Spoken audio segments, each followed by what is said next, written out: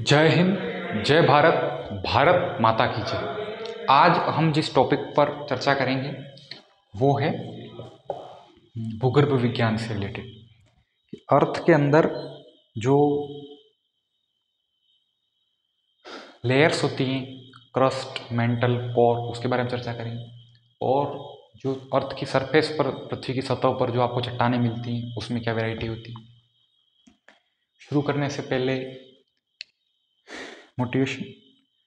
प्यूपिल with worst past creates the best future.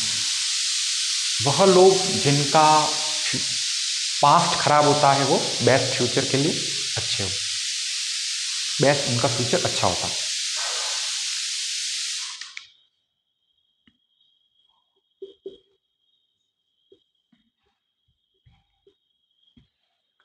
मिल ही जाएगी मंजिल एक दिन, भटकते भटकते गुमराह तो वो हैं जो घर से निकले। तो अपनी जो अर्थ होती है वो भी, जैसे कि हम सोचते हैं कि पर्टिकुलर ऊपर से लेकर नीचे तो मिट्टी से बनी हुई है, ऐसा नहीं होता है। इसमें अलग अलग लेयर्स के अंदर अलग अलग प्रकार के, मतलब एक कोई लिक्विड में होगा, कोई सॉलिड में होगा, कोई सेमी सॉलिड होगा, इस प्रकार की हमारी अर्थ होती है। जिस पर आप और हम नॉर्मली घूमते हैं, जिस जमीन पर, उसको हम क्रस्ट कहते हैं। जो क्रस्ट का पार्ट होता है ये, वो फर्दर दो भागों में डिवाइड होता है, सियाल और सीमा। सियाल क्या होता है?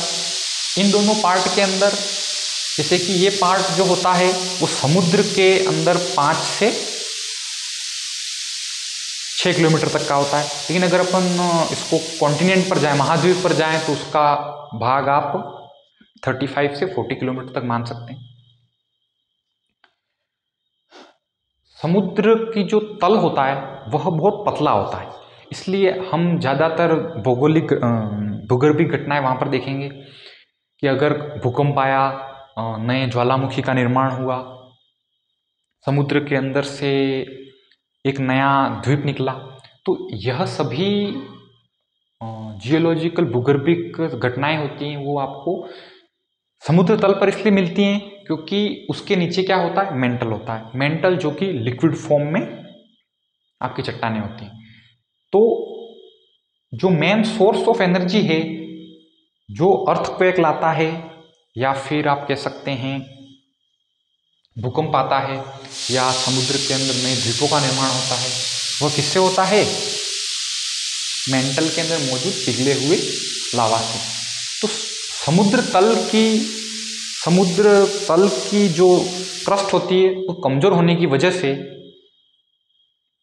नीचे से लगाए गए जो पिघला हुआ आपका चट्टानें हैं, उसकी वजह से उसमें पिघली हुई चट्टानें होती हैं, वो नीचे से प्रेशर लगाती हैं, उससे ज्वालामुखी का द्वीप का निर्माण हो जाता है। इसमें समुद्र में।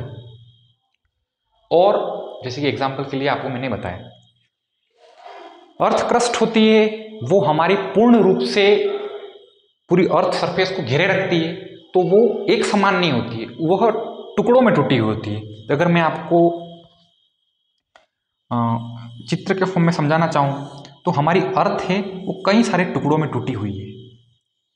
मैं अर्थ सरफेस की बात कर रहा हूँ, इसकी जो कि 5 किलोमीटर पर कहाँ पर है? 5 किलोमीटर जिसकी डिस्टेंस समुद्र तल पर है, और 35 to 40 किलोमीटर जिसकी डिस्टेंस, ये एक पर्टिकुलर आप प्लेट मान लो। तो जब कभी मेंटल से लगाया गया, मतलब जो आपका पिघला, मतलब क्रस्ट के नीचे पिघली हुई चट्टानें होती हैं, वो जब उनमें चेंजेस आते हैं, उसके अंदर मतलब एनर्जी रिलीज होती है। तो एनर्जी कहाँ से रिलीज होगी? ये एक प्लेट और दूसरी प्लेट जिससे जुड़ी हुई है। जैसे एग्जांपल के लिए ये एक प्लेट है और ये दूसरी प्लेट आपस में जुड़ी हुई है, तो आप देखोगे कि मेरे हाथ की जो चारों तरफ की सरफेस है, ये जो किनारा है, तो किनारा जो होगा वह किनारा ज़्यादा भूकंप का जोन होगा, क्योंकि इसके बीच में बैठा हुआ कोई शख्स है वो तो सुरक्षित है। और अगर प्लेट के अपन मूवमेंट की बात करें तो पर ईयर आपकी प्लेट है 1 सेंटीमीटर मूव करती है, 1 सेंटीमीटर। तो अब आपको सर आपने 1 सेंटीमीटर का, तो फिर भूकंप कैसे आ जाता है? लेकिन 1 सेंटीमीटर एक बहुत बड़े, आपको डिस्टेंस कम लग रही होगी, लेकिन बहुत बड़े भूभाग के लिए बहुत ही बड़ी डिस्टेंस नहीं कह सकते, लेकिन भूकंप लाने के लिए वो डिस्टेंस काफ़ी है, क्योंकि एक प्लेट दूसरी प्लेट को पुश कर रही है। बेसिकली एक प्लेट ये है, दूसरी प्लेट ये है, जैसे अपनी इंडियन प्लेट है वो ऑस्ट्रेलियन प्लेट को पुश कर रही है लंबे समय से। एग्जाम्पल के लिए अपन टेन्योर ले लें 100 ईयर 200 ईयर से, या फिर उससे ज़्यादा के टाइम से। तो मैंने आपको पहले कहा कि अपन जो कॉन्टिनेंट पर बैठे हुए हैं, लेकिन एक है समुद्र तल। समुद्र तल के अंदर मतलब कि समुद्र के नीचे जो तल है वहाँ से लेकर जो मेंटल मतलब कि आपके पिघले हुए लावा की डिस्टेंस है वो कम है। और आप जब भारत के महाद्वीप पर आ जाओगे तो वहाँ पर क्या है कि उसकी डिस्टेंस ज़्यादा है। तो लंबे समय से जो एक दूसरे को धक्का लगा रहे हैं, तो अचानक से उसके अंदर जो धक्का लगते हुए अचानक से एक झटके के साथ एक प्लेट दूसरी प्लेट पर चढ़ जाती है, एग्जाम्पल के लिए। तो उससे क्या है, उसकी वजह से भूकंप आता है।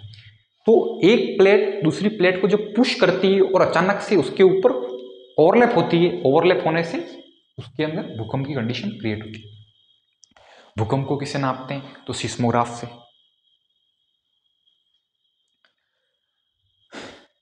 क्रस्ट, मेंटल और कोर। जो क्रस्ट होता है किससे बनता है? सियाल, सिलिकॉन और एल्यूमिनियम से। मेंटल जो कि मोल्टन स्टेट में होता है। अगर इसकी डिस्टेंस की बात करें तो अर्थ का सबसे ज़्यादा वॉल्यूम यही कवर करता है, 2865 किलोमीटर का। और जो कोर होता है, कोर ऐसा मान देखो अर्थ के सेंटर तक को पहुँचा नहीं, अगर हम ड्रिल करते हुए भी पहुँच जाएं तो संभवतः 30 किलोमीटर, 40, 50, 60, 70 यहाँ तक पहुँच सकते हैं। तो ये सब क्या है, जैसे कि अर्थ के सेंटर में Fe है, निकल है, कि क्या है, तो ये अलग अलग शोध करने से पता चला है, लेकिन सेंटर तक तो गया नहीं है कोई भी शख्स। जो कोर है वो सॉलिड फॉर्म में, मेंटल है लिक्विड में, और आपका क्रस्ट है किसमें? सॉलिड फॉर्म में। अब जब एक प्लेट दूसरी प्लेट को या तो पुश करती है, धक्का मारती है, या तो एक प्लेट दूसरी प्लेट से अलग होती है। एक तीसरी स्थिति बनती है, एक प्लेट दूसरी प्लेट पर क्या हो जाती है? ओवरलैप हो जाती है, मतलब एक प्लेट दूसरी प्लेट पर चढ़ जाएगी। दूर जाने पर क्या होगा? ज्वालामुखी का निर्माण होगा। जैसे कि आप देख सकते हैं कि एक प्लेट का मूवमेंट इस डायरेक्शन में तो दूसरी प्लेट का मूवमेंट इस डायरेक्शन में।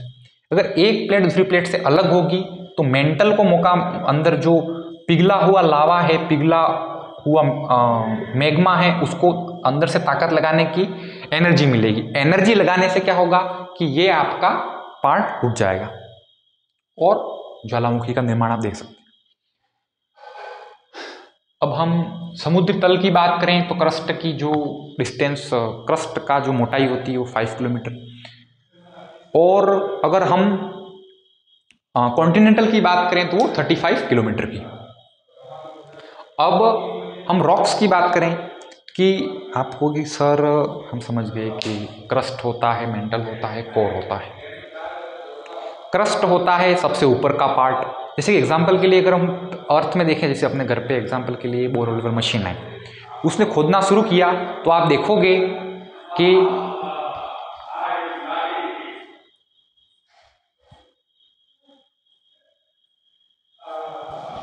दासा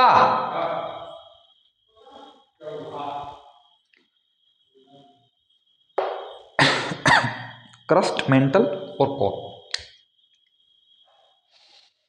ये कोर का पार्ट है। तो क्रस्ट जो होती है उसकी डिस्टेंस, जैसे कि आपके घर पे बोरवेल की मशीन आई, उसने बोरवेल को मतलब कि आपके घर पे जो पानी का जो स्रोत है उसको खोदना शुरू किया, तो आप देखोगे फर्स्ट में मिट्टी आएगी। आप नॉर्मली देखो कि 30 फीट 40 फीट तक की मिट्टी आएगी, उसके नीचे से चट्टान शुरू हो जाती है। तो जो मिट्टी है वो बहुत कम मात्रा में है। हमें ऐसा लगता है कि आप नीचे जाओगे मिट्टी मिलेगी, ऐसा नहीं है, क्योंकि उसके नीचे क्या आ जाएगी? चट्टान आ जाएगी। इसलिए कैंपेन चलते हैं कि सेव सॉइल, क्योंकि सॉइल बहुत ही कीमती होती है। क्योंकि जैसे कि आपने एग्जाम्पल देखा कि भाई सिर्फ 30 फीट तक की मिट्टी है, अगर वो बह के निकल गई इरोजन से, चाहे वो हवा से इरोजन हो, पानी से हो, तो चट्टान पर आप ना तो खेती कर सकते ना पेड़ लगा सकते। इसलिए सॉइल भी बहुत ही जरूरी रिसोर्स है। अब हम चलते हैं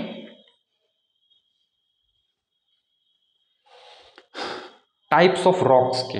रॉक्स कितनी होती है? 3 टाइप्स की, इग्नियस, मेटामॉर्फिक और सेडिमेंट्री।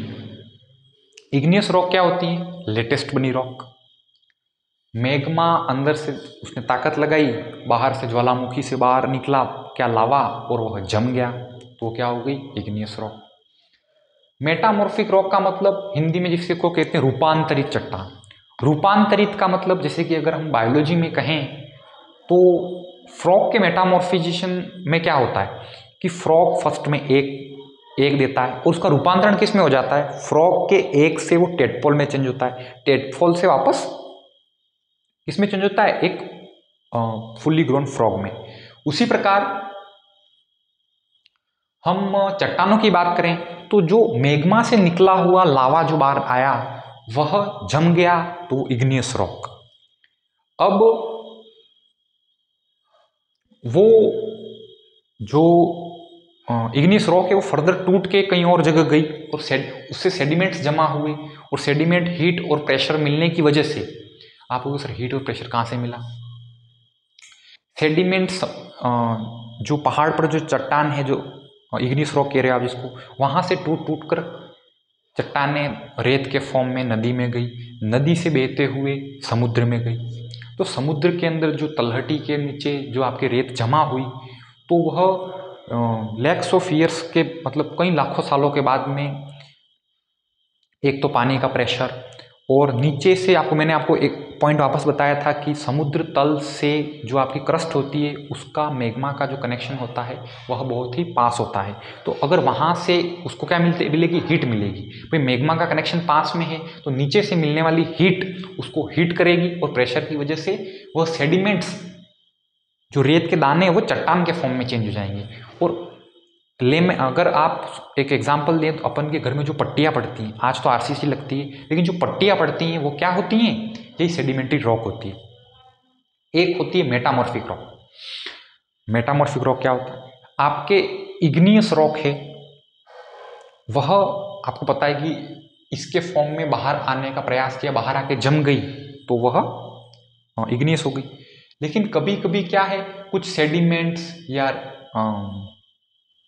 ऐसे ज्वालामुखी के एरिया हैं जहाँ पर कई सारे सेडिमेंट्स पड़े हुए हैं या फिर कोई रॉक पड़ी हुई है, तो उसका कनेक्शन जब मैग्मा से या लावा से होता है, हीट लगने की वजह से वो मेटामॉर्फिस हो जाती है, मतलब जो पहले जिस रूप में थी उस रूप में न रखकर दूसरे में चेंज हो गई।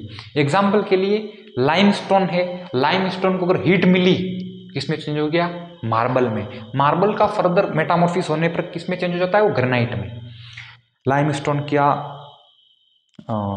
वजन होता है, अगर आप उसको वेट करोगे तो कम होता है, मार्बल का वेट करोगे तो उसकी डेंसिटी ज़्यादा होगी और ग्रेनाइट की फर्दर ज़्यादा होगी। वो चेंज उसमें क्यों आया? क्योंकि उसको हीट मिली और प्रेशर मिला। सोना जितना तपता है वो बन आभूषण निखरता है, लोहे को जितनी आग लगे वो बन शमशीर निकलता है। तो यही लॉ उस पर लागू होता है कि लाइमस्टोन को हीट मिली वो मार्बल बना, मार्बल को हीट मिली वो ग्रेनाइट बना। इसलिए जीवन में आपको तपना तो पड़ेगा। तो एक आपको एग्जांपल दें कि जापान में बहुत ज़्यादा भूकंप आता है। तो जापान में भूकंप क्यों ज़्यादा आता है? क्योंकि वह एक ऐसा एरिया है जहाँ पर कई सारी प्लेटें मिलती हैं। मैंने आपको क्या बताया कि एक प्लेट है, इस प्रकार की प्लेट है, तो उस प्लेट के पर्टिकुलर हिस्से पर मौजूद लोग तो सुरक्षित हैं, लेकिन उसके किनारे वाले लोग असुरक्षित हैं।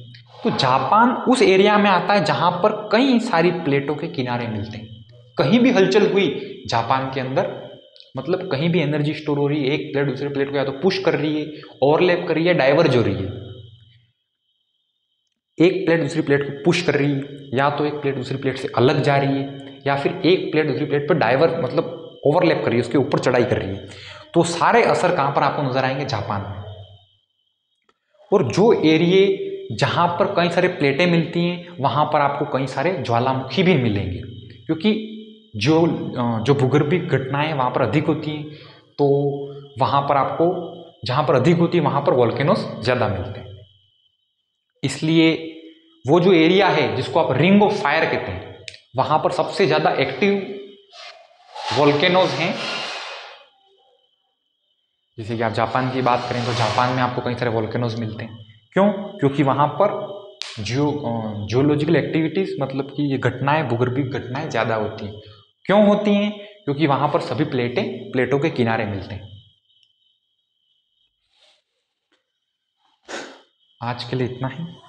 जय हिंद, जय भारत, भारत माता की जय।